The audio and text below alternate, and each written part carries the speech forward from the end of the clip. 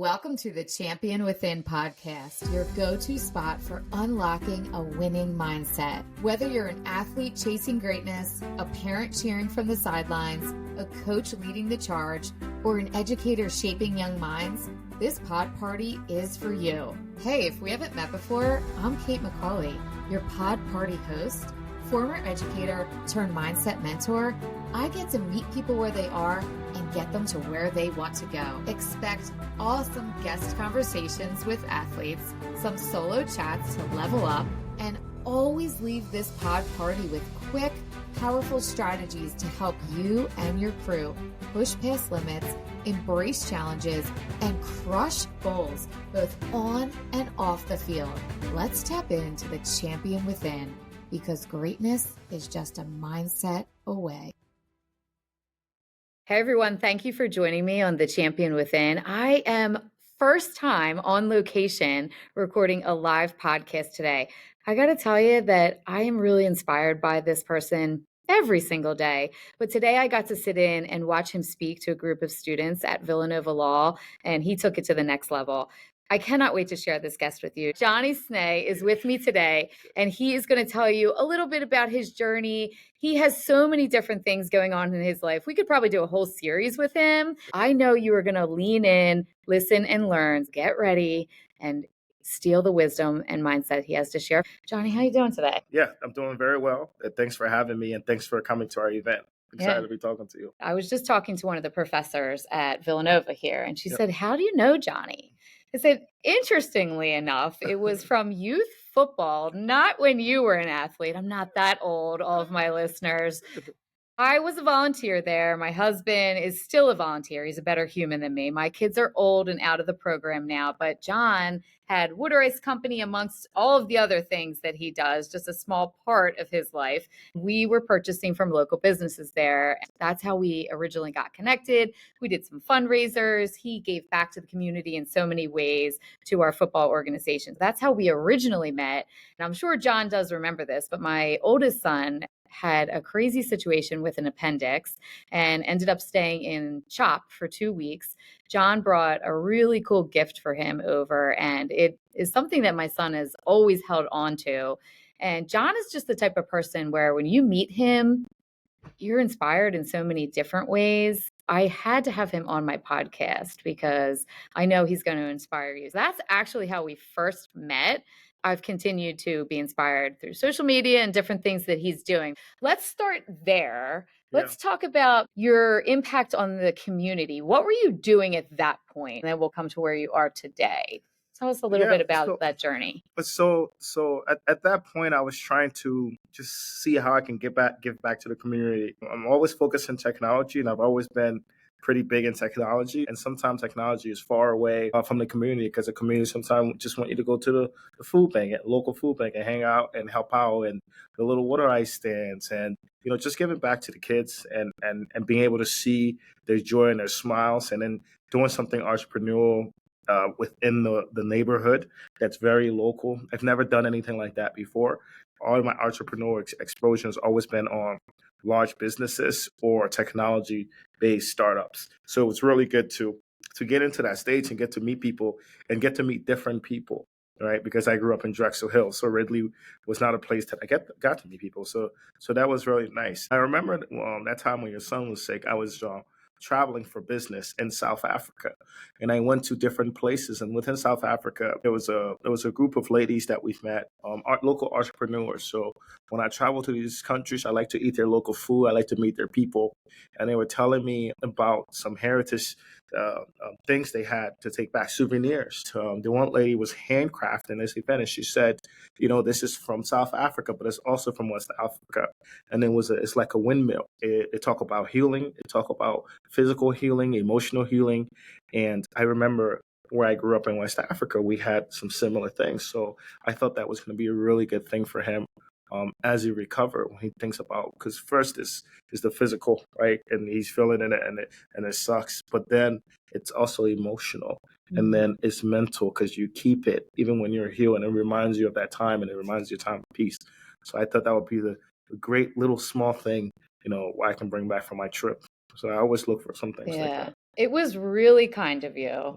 and it stayed with us. It actually is hanging on his wall still. Oh, that's I'm not awesome. sure if you remember this, but he had gold cleats at that time and he was playing lacrosse. And I remember you making a comment on social media because you were always saying, nice things to the local kids. As you were saying, you got to know some of us through those sports organizations. You were like, oh, I love those gold cleats. Yeah. And the item, what was the name of that item? Did it have a name? No, I didn't have a name. It was some sort of a wind charm. Right. Yeah. And I knew you could blow through it. So it looked like a tree Yeah, on there. It looked like a tree. And it was gold. Yeah. And so it matches his gold. Right. Cleats. So, and I know that wasn't intentional, but for me and for Danny, we really connected with that, with the gold cleats, and the tree was gold. And my Danny at that time, some people may think big deal, his appendix, because that can be an in and out situation. But Danny spent 2 weeks in CHOP because he didn't tell us that the appendix was hurting. He didn't know, obviously, that it was an appendix situation.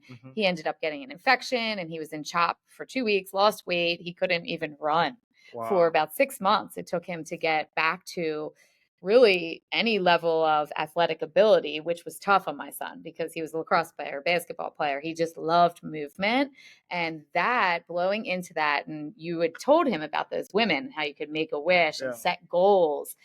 It was mindset, really. So it was so cool. And the gold cleats, it just aligned in so many ways. And I love that he still has it. Wow, that's so awesome. Thank you for that. You probably didn't even realize how much of an impact that made on him. I don't even remember it. It's just, it's funny that it was just you being kind. Yeah, that's awesome. Yeah. So I just think that was really cool in a way. It wasn't the first time we met, but it flashed into my brain today when the professor said, how did you meet? That's awesome. So let's go back a little bit further. Tell me a little bit about your journey. I know you mentioned that you grew up in Drexel Hill and that you were working with big corporations, doing some entrepreneurial adventures for you. Tell me a little bit about who you are as Johnny and how you got to where you are today. Yeah. So again, I came from West Africa when I was a very young guy. I was in, I think, first grade, going to second grade when I came, and I grew up in a place called Upper Darby, in the not so great neighborhood, and just stuck to it. Some amazing. What got me through is good parents and then amazing teachers. I really, a lot of my core elementary school teachers. I don't know how many people today remember their elementary school teachers, but I remember Mr. Kearns. I remember Ms. Garafola, Beth Ann Garafola. I remember Ms. Peterson, Brad Shaner. I can list them because I love that. They're so impactful. Yeah. And then going into middle school, again, I went to Beverly Hills Middle School, where I played sports. I was a 3-sport athlete. I played the first year I played soccer because I already played Drexel Hill Raiders football. So I wanted to do something different at school. Then I did track and I did wrestling. 7th grade year, I then just ended up doing football. I didn't do soccer anymore. Then when I got to high school, your sports that you're good at start to be determined now. So when I was in high school now, I played football and I did wrestling and I did track, but I became really, really good at wrestling between 7th grade to high school. So a 3-sport athlete, really wrestling was the core sport. Got a lot of Division I scholarship offers. Ended up selecting a Drexel University offer. And then getting to Drexel and being hurt like before the season even started. Right. And then transferring out of Drexel before my freshman year started and going to LaSalle. And then it was at LaSalle doing that transition that I transitioned to rugby and started to play rugby from an athletic perspective. But I was always a student athlete. The student part wasn't that big in elementary school and middle school. Okay, I'm glad you're being honest with us. So it was not great. It was not great. But I had a teacher that was my Mr. Brad Shaner, the late Brad Shaner. When I was at elementary school, Mr. Shaner was my music teacher because I played the drums.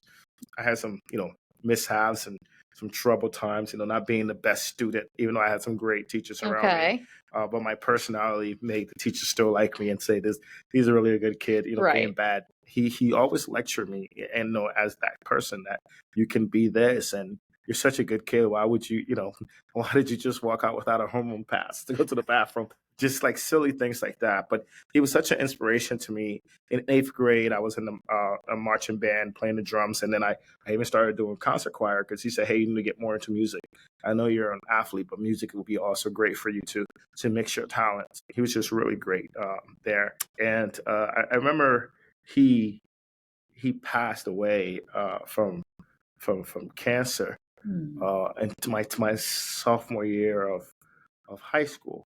So he really meant a lot to me, and he always told us, him, Ms. Garofula, Mr. Curran, from a teacher perspective, always told me, you really got to focus on academics, and then also, very interestingly too, I was adopted. That didn't happen until 9th grade. When I was going into 9th grade, going into 10th grade, when I came to the U.S., my father had already passed, and my mother didn't come because she's in Africa, my birth mother. Okay. So I was living with my older brother, and then we had our aunt living around the neighborhood that would pretty much be like the mom. When I got into 9th grade, he left to work for the United Nations. Your brother? Yeah, in Afghanistan. So he was leaving the country, and he wanted to see how he could take me with him. So I played those 3 sports, but I also played basketball. PAL, we call it a police academy league. Okay. So we played PAL basketball growing up, and while playing PAL basketball, I met my best friend. His name is Denny Ballough. When I met Denny, we just became friends. Like, he was also in his concert band at his school, and I was in Stonehurst Hills concert band, and they are always like the big concert band mix-up for like the best band students in the Upper Darby School District. So we would meet at basketball PAL, and then we'd meet at concert band. We became very close. Our friendship grew even closer, and I used to leave my place in Upper Darby and go hang out and play basketball at his place in Drexel Hill, where he grew up. So one of my family members were leaving. In 9th grade, we did our freshman year together. Wild year for us, It's a bunch of knuckleheads, but like really good friends. So when he was moving, I told him, hey, man, like, I'm probably going to be leaving. And he was like, man, you can't leave. That doesn't make sense. It doesn't sound like it should be good for you. And he convinced his parents so I can move in with them. Wow. Yeah. So at first they just, did the guardianship thing where I was just living there. And was he an only child, or he had siblings? Yeah, he had a brother. Wow. So it was. And did they knew you already? Yeah, they knew me because of all these connections? Yeah, they knew me because we've always been playing together. Right. And I came over a few times. Right. Not to say live at my house. You just said you came over a few times. Yeah.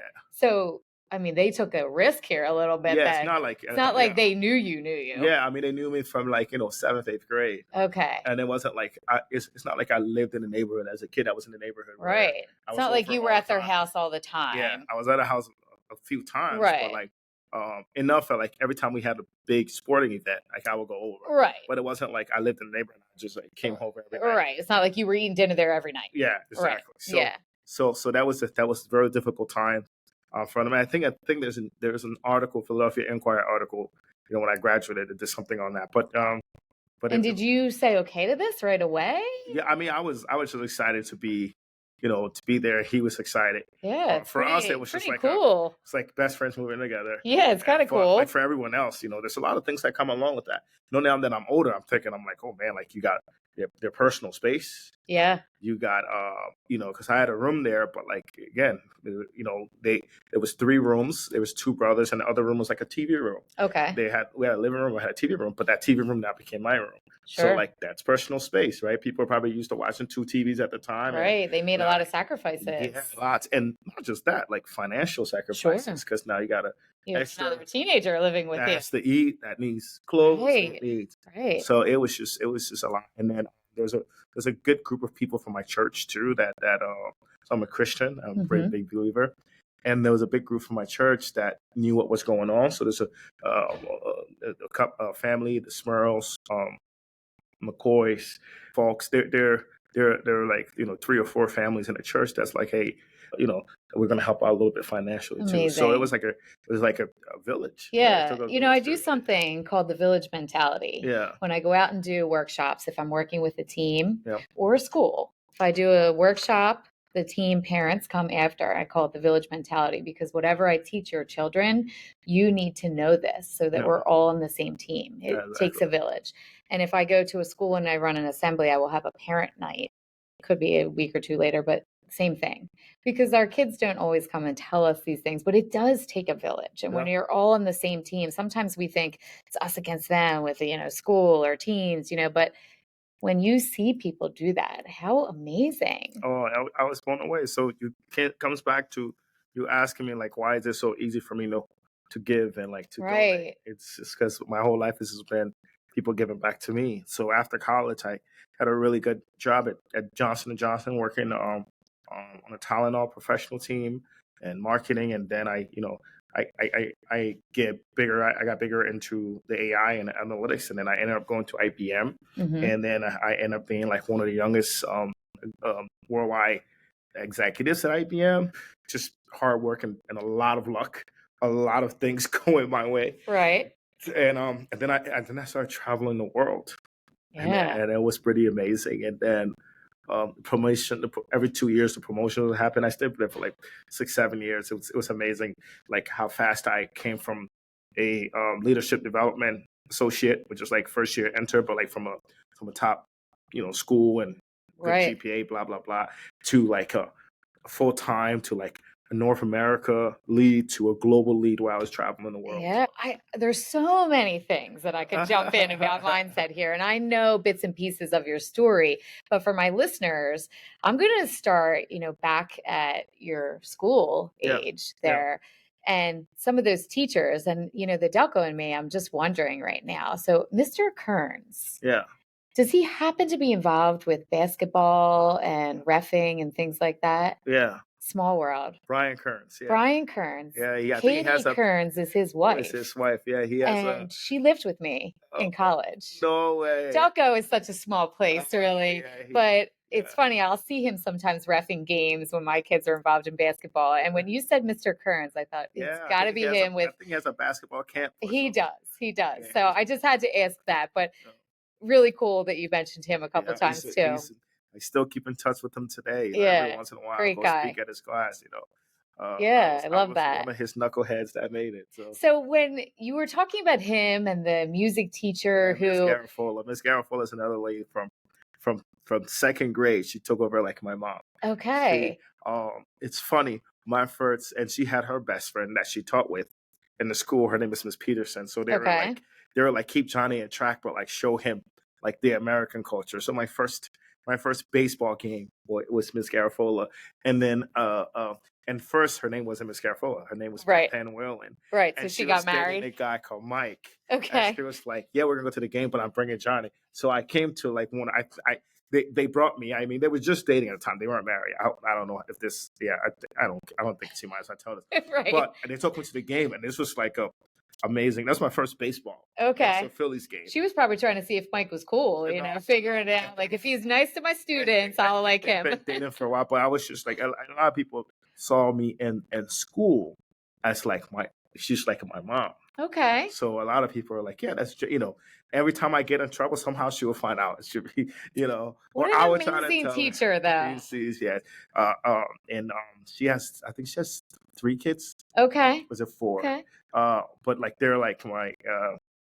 like oldest is at Westchester now. Okay. And, they're like my sisters and brothers, so they're really cool. And then she got married, and then her name got changed to Miss Garofola. Gotcha. Yeah, but her name first was Beth Ann. Yeah. Beth Ann So I Willis. love Really that you brought those teachers up because I Very think important. that it is very important. And I think that you were honest that when you were in school, Yeah. sometimes you were a knucklehead, you said a couple times. And I think it's important for my athletes who listen, my parents, my teachers, to see the student, see yourself, and that's not the whole kid.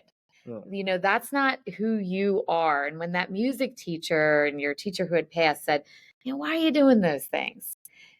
Let yourself see beyond those behaviors. I used to hate when I was in the classroom and someone would say, oh, you have this kid on your roster. This is what he or she did last year, because see past that. One, those teachers obviously saw past that in you. And I think it's amazing. I love that we gave them a shout out. And then as you continued on, I would love to know if you did anything intentional with mindset. Maybe you didn't even know you were doing it when you were in those early school age or when you were moving in and adopted, that you did things for yourself or someone taught you Yeah. how to level up because you had great success. Yeah. Was there mindset involved with that, or did someone help you? So I didn't learn this until college when I took a minor. My brain moves really fast. So I get bored in school. I found out that the reason for some of my boredness is because I learn the topics pretty quickly. Okay. So I ended up doing 2 minors in college. Not surprised I had at a major all. and 2 minors. So one of my minors was communication management. And then, we learned this theory of like if you have positive why, right? Like why you're doing things. Sure. And then you have a positive how. So like how am I going to get to this? Is going to equals a positive so what. And I think that's what's been pretty consistent in my life, especially in high school. Like the why was like I really wanted to be a college athlete. Okay. So I didn't know about changing the world. I didn't care about any of that. All I knew was I want to be a Division I athlete. Okay. And then I had a counselor who was also assistant wrestling coach. My wrestling coach at the time was Bob Martin. And we had Dennis Mejia, which was like my skill guy, like taught me all the unique skills to make. This was in high school? Yeah, this is high school. So for me in high school, you had like a core of like 3 to 4 guys that made me really successful and become a really good wrestler. You have Bob Martin, who was the head coach, basically just scream at me. Okay. Right. But everyone knows like you love Bob, like you just want to make him proud. Right. You have Dennis Mejia, who's a super skilled guy. Okay. Who knows all of the technique, will stay after with me. So like I had good talent, but we didn't get good skill coming from middle school, from the Drexel side, from the Upper Darby side, versus Drexel Hill, who were really skilled. Then you had Brent Koch and he was and Coach Potter. These were like my strength and conditioning guys. But you had a guy called Mr. Bell, who was like really the assistant coach, and could have easily been the head coach, but he always takes assistant coach. Okay. And he's also a college counselor.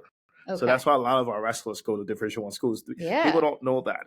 He retired, but he was a high school counselor, like one of the lead counselors at Upper Darby High School, and he was a wrestling coach. Right. So he had Andrew Helms and Wayne and all these big guys go to Penn State, because by the time he spots you and he spots your talent, he's like, all right, who's your high school counselor? So he knew my high school counselor was Miss Brokover, but he already knew like what GPA I needed to get and what extracurriculum. So important. He was looking at, oh, you're in band. Great. Don't leave that.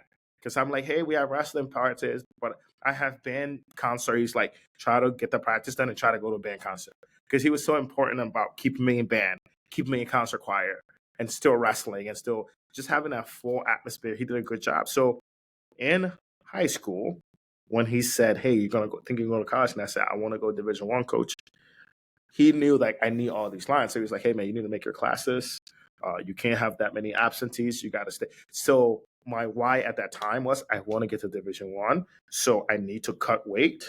I need to be number 1 in the state. I need to at least be number 1 in Delco. Okay. I got to get out of Central Leagues. I got to make states a few times. And if I can place in states or place in Central League title, will be great. So that was my thought process at that time. So it was be good at wrestling.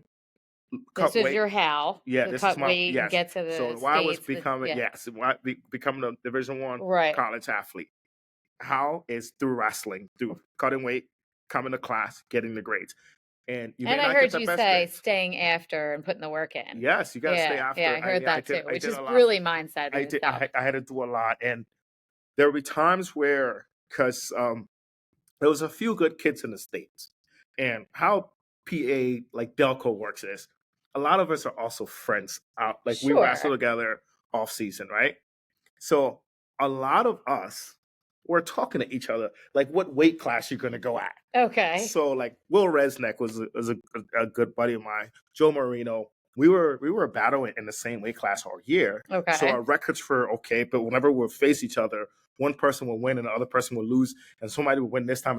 So we knew that. But so when states were coming around, you were like, okay, well, you're going to stay at 152. I'm going to. So you would plan it out. Yeah, you will. I mean, some guys are going to compete no matter what. Sure. But like we knew like what you had to get to, and then when you knew what you had to get to, you had to wrestle. Strategic. I mean, So, I mean, I got over 100 wins. I got my name on the boards because we worked so hard at being at that weight class, and just some of us wrestlers were probably the most greediest people because like we suck weight. All of us suck weight, by the way. We suck weight to get to that weight class. And then right after that, we devour the food. Okay. And then you got to get back next week for the next week. Right. So, so that was it was a mental challenge. Yeah, definitely. And it was very difficult. And I say that because a lot of people ask, like, me getting to my role in the corporate world was definitely like a lot of things had to fall into place. But I was able to get in that role because I did a lot of grunt work, because I told myself there's nothing as hard as losing 10 I pounds. love that within you 1 just week. connected that. Yeah. There's nothing harder than losing 10 pounds, 15 pounds sometimes we'll be at tournaments and you will not eat because you're like, I was at 145 at States.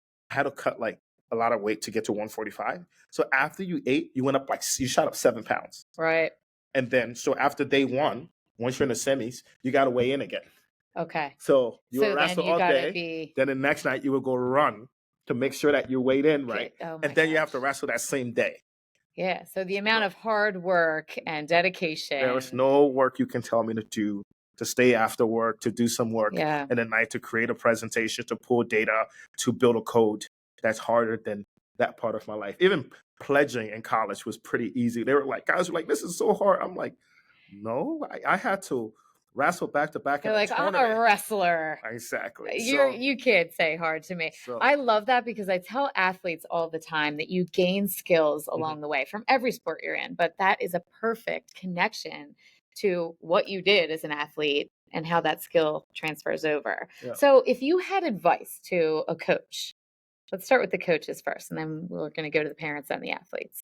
What would you say to a coach to help that athlete who comes to them and says, this is my why? And it doesn't necessarily have to be college. It could be any reason why they want to be, whatever their why is. What would you say? How should that coach approach this athlete? Let's talk about a high school athlete. Yeah, I think the coach, number one, should know how others have succeeded before.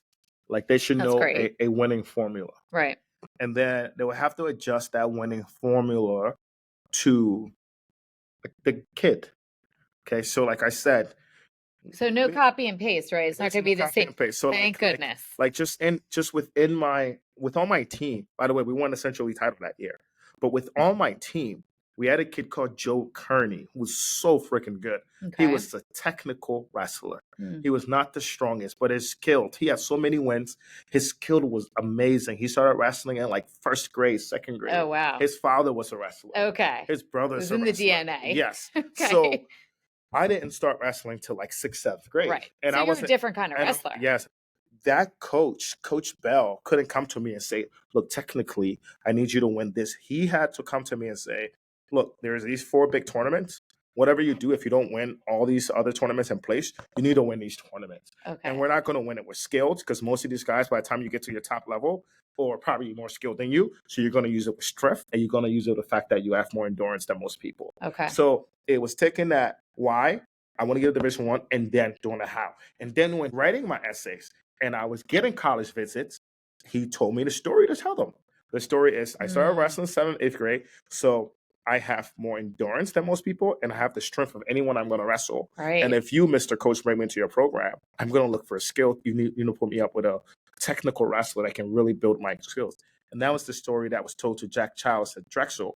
He went crazy because I was one of the first wrestlers that wasn't placed top 4 in states and got a really good scholarship to Drexel. Okay. Because Jack Childs saw that I made it to states, and I was making the second round. And he was like, "Oh, who's that kid?" That's like, and then the coach told me, "Yeah, that's great advice for the coach." Yeah. So know the how, right? But adjust the formula to that student, right? So that you can have a positive. So what? Yeah, because I think sometimes you think, well, this is how we do it here, yeah, and every kid, every athlete is unique. You are not going to be able to copy and paste for every athlete. And the most successful coaches need to know that. And is it hard work? Sure. But if you want to leave a legacy, you need to know your athletes. And, I think that anyone who's a coach right now needs to be pausing, writing that down, and stealing it if you're not already doing it. So have the why.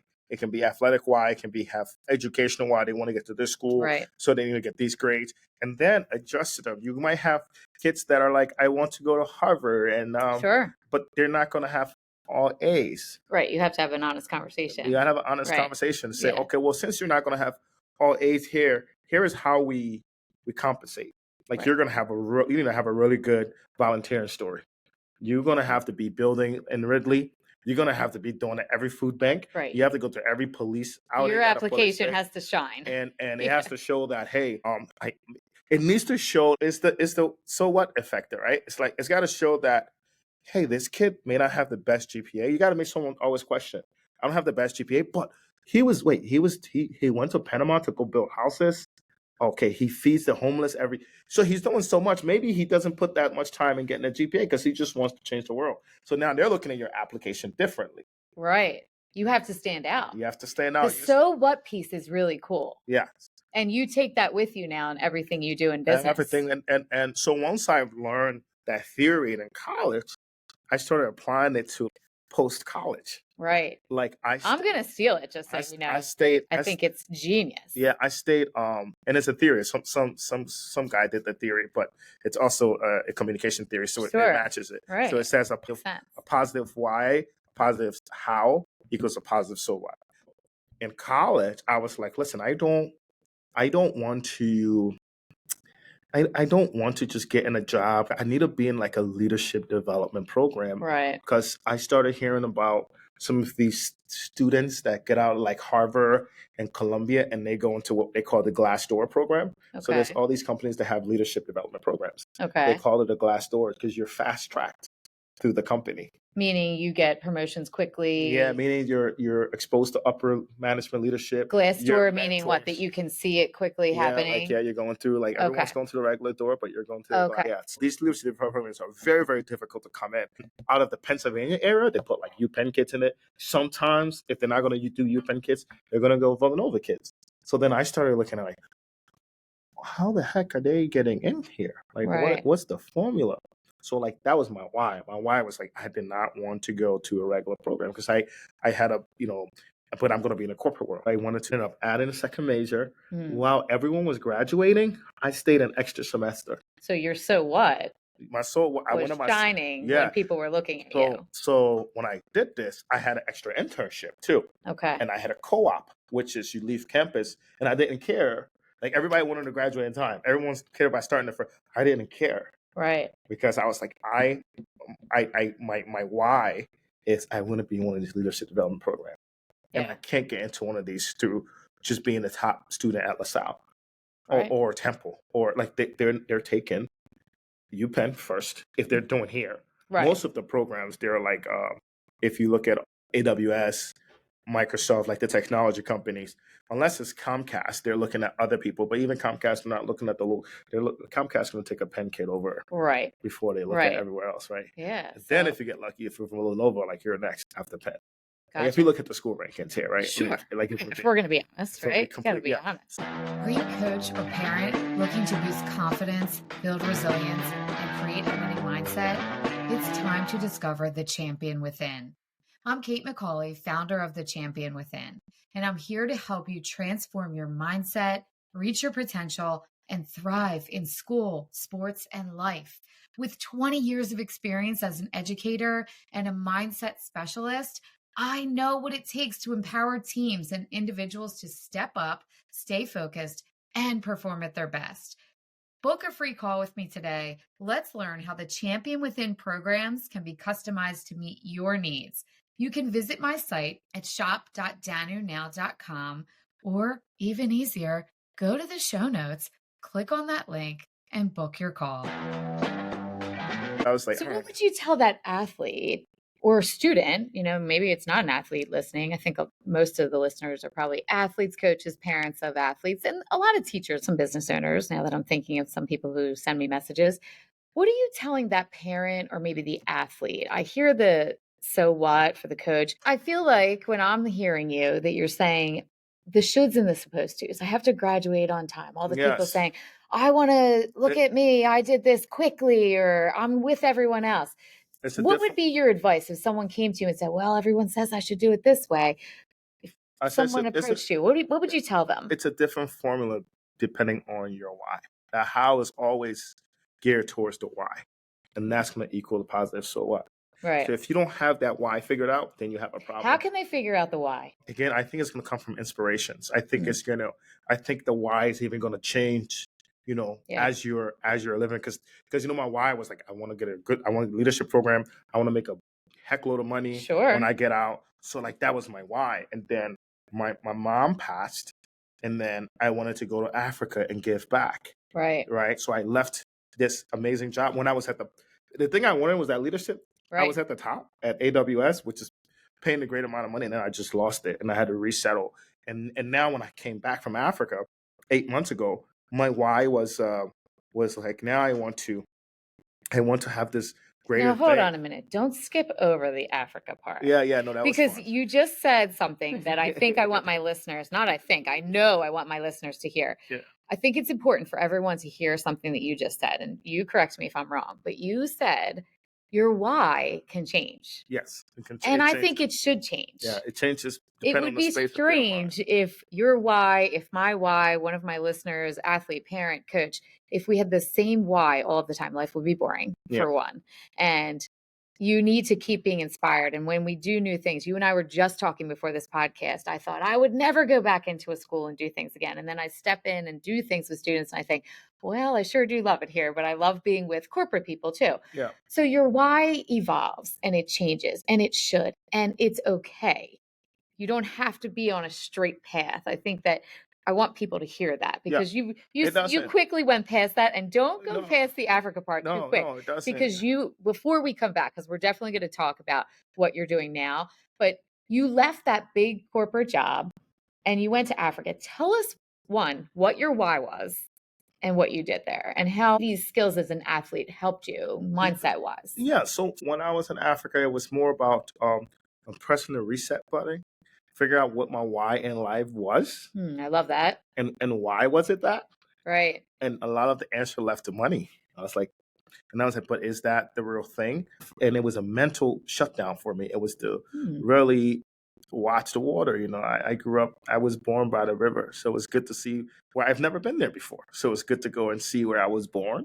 It's Very good. cool. Or not that I remember I was there as a kid, but sure. So it was really, really good. And then it was also about giving back, because like when I was in Ridley and we're doing that stuff, I was giving back a little bit, but what if you're giving back completely and like making no money doing it, and then trying to understand? So then I start to establish some relationships in Africa and start to learn the culture and the people. And then I had this the startup, because I'm in tech, so I can't go too long without a tech. Sure. So then I had this tech entrepreneurship, which is called SNS company.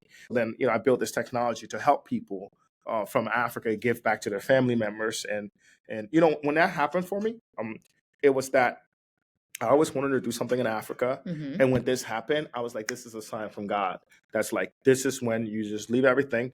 You focus on this thing you wanted to do. Because when I was here in the US and when I got out of college and I started making money, I used to send my family member money in Africa, and it was being misused, and there was all these challenges with just transacting money and trying to ship goods to them and then I was thinking about this business, this technology startup, and then when this happened to me, I wanted to reset, and I didn't do it at first because it's not like a big money making business. It's almost like it's like a social entrepreneurship. It's not a nonprofit. It's profitable, but you're not going to make multi-million doing it. Right. So when this happened, that was my why. It was like, this is a chance for me to reset, go back home, and build this business model out. I ran this business for about a year and a half. And what did you learn during that time? I learned so many things. I'm sure. There's a lot of tech. If you had a lot of money that can be made out of it if you're focused.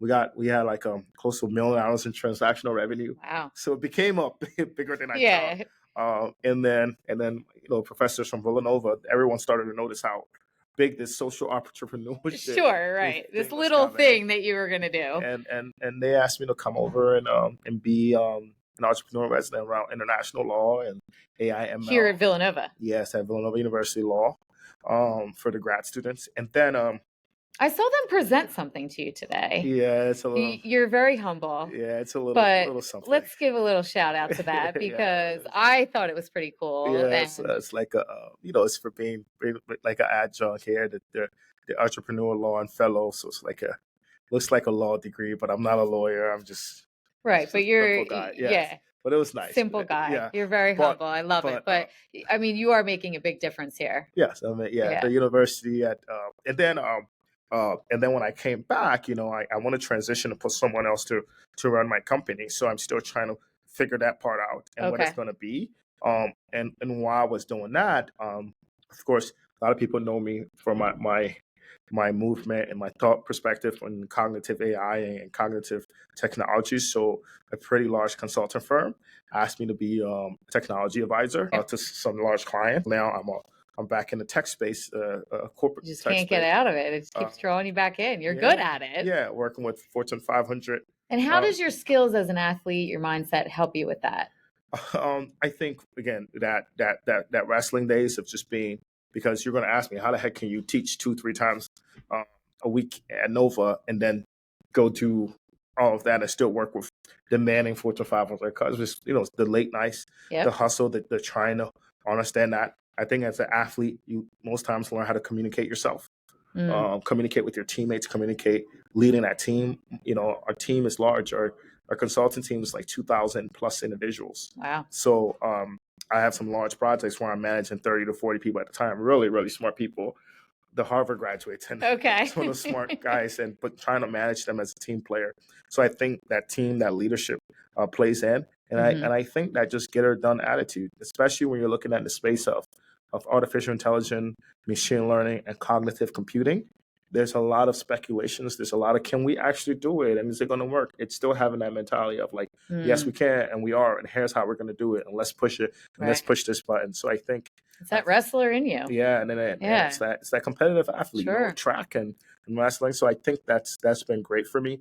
And then I think one thing about being an athlete, an international traveler, and an international athlete, by the way, it's looking at this, a lot of events, sporting events, right? You were talking about that today. I got to sit and listen today. So tell us a little bit about that. So it's the idea of creating this ultimate fan experience for international fans. And luckily for me, I'm not just a fan; I'm also an athlete. So I was thinking about it from like an international athlete perspective, international fan perspective, and by the way, domestic fan. Think about someone that's going into Dallas from Philadelphia that wants to watch the Dallas Cowboy game. You want to have that fan experience with the players, but you also want to have the fan experience with the space. Maybe you want to eat some Texas barbecue, like where the location. So it's just creating that ultimate fan experience from a Gen AI perspective, where it's all clipping together. It's pretty epic. Yeah, so I got to sit in and listen to some of that. And you were talking to a lot of the Villanova Law students, and I just got to sit in as a guest. And my eyes were probably growing each time you and Thomas were speaking about it, because there's so much possibility there of what's going on in the city. Because I travel, if my kids are coming with me, my husband, what we want to eat, where we want to go, things, transportation methodology, transportation, all of the things, and fan experience, and when I get to go to events, that's what people want. They want to experience the city, and the best way to do that is when you can talk to someone there and say, tell me what's good. Yeah, it's your local. What's the local place? Tell me what's good. And when you can give that to someone in the palm of their hand, yes, it's going to be genius. So just advising on things like that. Again, it's really cool. That's taking like your athletic background, because you know what you look for. Right. And you know what's interesting too? As an athlete, you play AAU sport and you do summer wrestling, you travel for those things. You do. You go to different cities. Your coach is always like, we're going to this restaurant, and it's always the most rare Red Lobster or Pizza Hut. It's never like, imagine when you're on, and I always thought about that. Like when I was a kid, I was like, man, I wish I knew what like these people in South Carolina eat. Like I always hear about like good fried chicken and good Southern food. You're at a tournament game and you're eating some like crappy pizza somewhere. We're having a pizza for dinner. I'm like, when my parents and I talked about me coming to South Carolina. I didn't even think of that until you just said that, but it is so true. When they think about me coming to South Carolina, I thought we were going to come to South Carolina and experience the city. And when I'm thinking about this, because my son, when we would be at tournament games, you win a game and then they tell you, well, we won and we're back here at 3:00. So you have this amount of time. 30 minutes. So what can I do in 30 minutes? Right. And how can I get there and quick? And that solves everything for you. And I do want a good piece of pizza, like not for anything, but if I spent money for this tournament team and you're buying the shoes, you're paying to play. I mean, I pay the entrance fee to watch my kid. I always laugh at that. I'm like, really? I paid the fee. I'm paying $5 to get in. Could I at least find a good piece of pizza or a good dinner? So I love that. There's so many possibilities here for lots of different people. So I'm excited for you. Yeah, I think it's gonna fun. just It's be, fun, and it's gonna be fun, and yeah. it's gonna grow, and it's gonna be exciting to watch that happen. Yeah, so that's what's new for me. It's like thinking about new things that's going to affect a lot of people in a positive way, and then not really caring who gets credit for it. Right. And just letting, it doesn't matter if an organization gets credit for coming up with this great idea. That's the how, and then the so what. It's just a positive. Look at this cool thing that happens, and everybody gets to experience it. Oh, we're doing this, The ripple effects. I remember when we were doing some stuff with American Airlines and IBM, and I think this is on record. So IBM did a lot of things for American Airlines, and it's cool to watch people log on to, you know, you're traveling and they log into the app and they're checking in and they're like, oh, like, yeah, that's our team. We were part of some of those things. That's pretty cool. Yeah, that's pretty cool. America has a great development team, but you know, some of our software and some of the things we did was a part of that. And you don't have to take credit. You just sit in the back and you're like, yeah. So that's what's fun for me these days. Yeah, and I mean, you're part of somebody's journey. You know, you make my weekend better when I go to Philly or Dallas or I'm at an AAU tournament. Yeah. And like you said, it's not like you have to say, oh, I did that, but to watch that happen. Let's say I post on Instagram and say, thank goodness I did this and I used the app. That's good. That's going to be really cool for you to see that happen. Yep. And then I just think, my goodness, once teenagers and different people get a hold of this thing, I mean, it's really going to be cool. I'm excited for you. Well, I'm not going to keep you here forever. Before I ask you the last question that I ask everyone, where should people connect with you? Are there links, LinkedIn or different things if people could follow along and stay connected? Where should that be? Yeah, so I think most people should stay connected with me professionally. Well, of course, we don't want anyone reaching out personally. That could get crazy. Professionally, I'm at Johnny Ballough Sneh on LinkedIn. Okay. And I think I keep my Facebook pretty clean as well. So my Facebook's also Johnny Ballough Sneh. So it's JOHNNY. Okay. And it's Ballough, BALLOUGH, and it's Sneh. And you have to make sure it's the one that's Johnny Ballough Sneh because I think there's a few John Snehs out there. Gotcha. That are not you. Yeah. So I'll drop the links too in the show notes so people can click. First, middle, last name for Facebook, and for LinkedIn. Those are my professional. My Instagram it's not professional. So if you want to see what I do out of my professional life, you can follow that. But specifically for some things that I'm doing, especially if you're in a startup or business that's focused on searching your journey through generative AI and machine learning and more cognitive technologies, I post a lot of those things on LinkedIn, you know, looking at Azure, AWS, all the different other large IBM, all the big technology platforms, but looking at what businesses are doing there, that's a lot of stuff that I post on my LinkedIn. Yeah. So my listeners definitely should be following if they're interested in those things, whether you're a young listener. I just had someone come on talking about how college students, not just athletes, but college students have to build up that LinkedIn and the network. So have to build that up. If that's something that you're interested in, I'll have the links right there in the show notes. So you can just click on that and follow John. And, you know, if you end up on his Instagram and you see some fun stuff there, maybe, but we'll put LinkedIn. Me. Don't judge him. But yeah, definitely LinkedIn. We'll get that on there for everybody. In 2026 is a big year. Yeah. Sporting all around the country. So look out for me. That I think I'll be doing one or two things around 2026. Yeah, I think you might be doing a couple things. We'll see. If some of these things goes through budgets and governments and people, but some of these budgets go through. We're going to shift that actually, since you know I do the mindset stuff. Yes, not if. When. Not if. There you go. When these things go through. When these things go through, you're going to be hearing about it, whether or not you take credit or not. When these things go through, we'll do it. Yeah, we're going to shift that. So I'm going to ask you the question that I ask all of my guests. If you had the opportunity to swap lives with anyone, dead or alive, for 1 week only, who would you choose and why? If I had one person dead or alive, I would choose Steve Jobs. You know, I think Steve Jobs was revolutionary. His style of leading may have been really aggressive, but what he's done to technology and life, I think is pretty amazing. I think, you know, taking something that is so super coding, and, you know, some of the leaders at ChatGPT are doing the same thing. Taking something, those are like really advanced, sophisticated algorithms and sophisticated backend technologies. And when I went to IBM in 2014 and we're working on Watson, I remember saying, how the heck are we going to get like normal people to do this? And like, that's what Steve Jobs had to do when he first started with computers. Yeah. Right. It was like this sophisticated, and it was more sophisticated, and they had to be more sophisticated than the computers and the technology that computer gurus were using, because computer gurus, like, we can work around code if something is messed up. We know how to, but like when you're bringing this to consumers and everyday consumers, the front end has to be slimmed down, and it has to be super user and friendly, and it had to be super easy. Right. Can't scare people. And oh, by the way, when you think about this thing in the front end, that means anytime something is simple in the front end, it means the back end is even more sophisticated.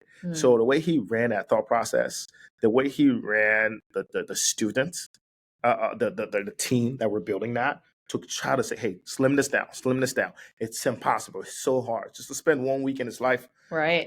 And 1 week expanding, you would just learn so much. And we try to learn from videos and watching his movies and everything, but that's not a life. Right. Inside his brain would be epic. Yeah. So even like, some of these apps we're building, like the fan engagement thing I was telling you about.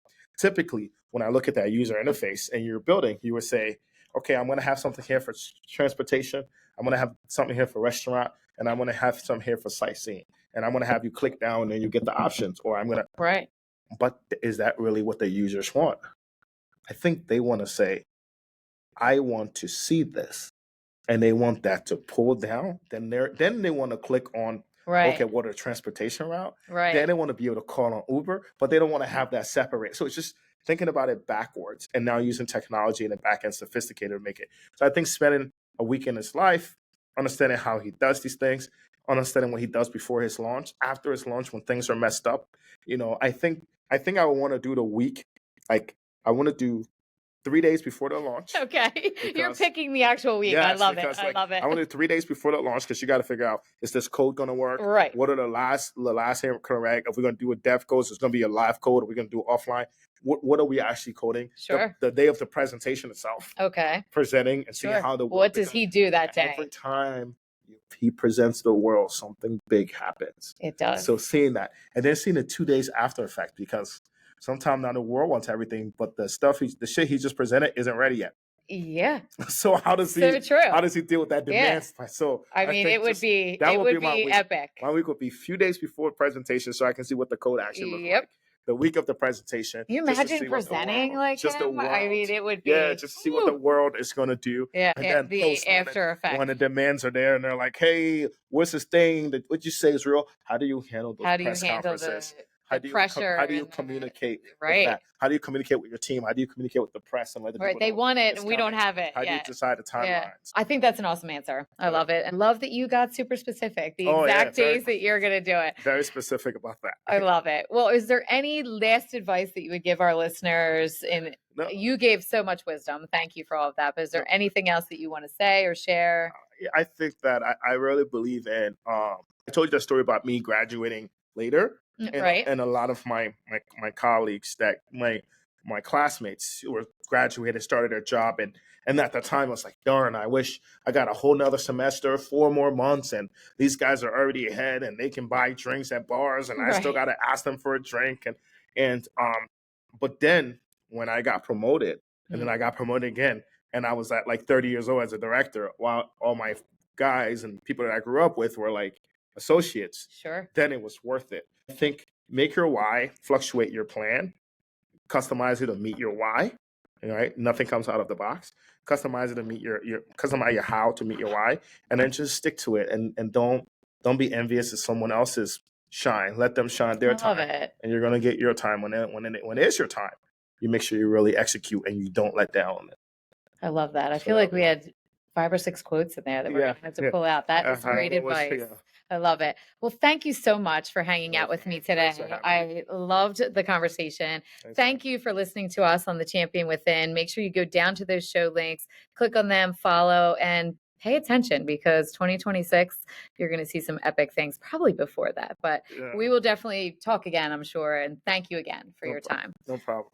Thanks for hanging out with me today. Whether you are going to coach, teach, cheer from the stands, or hit the field yourself, remember, mindset is everything. Don't forget to follow the show, because we all need a little extra motivation, humor, and some sanity in our busy lives. Go unleash that champion within you, one step at a time. I'm rooting for you always.